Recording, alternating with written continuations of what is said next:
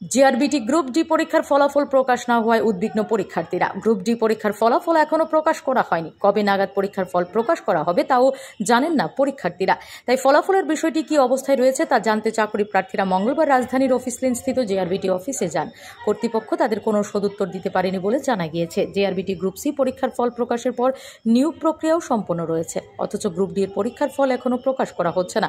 তাই পরীক্ষার্থীরা উৎকণ্ঠায় রয়েছেন। কবে নাগাদ জিআরবিটি গ্রুপ ডি পরীক্ষার ফলাফল প্রকাশ করা হয় সেই অপেক্ষাতে আছেন চাকুরি প্রত্যাশীরা।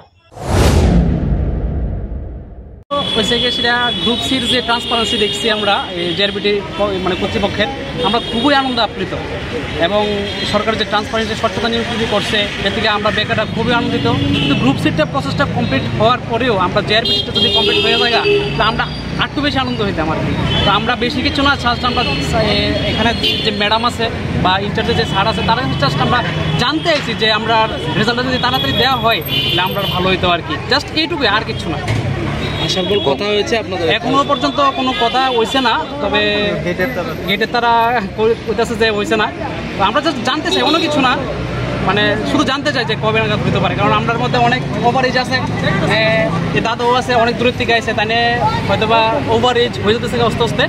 Bureau report, S Bharat live 24 hours.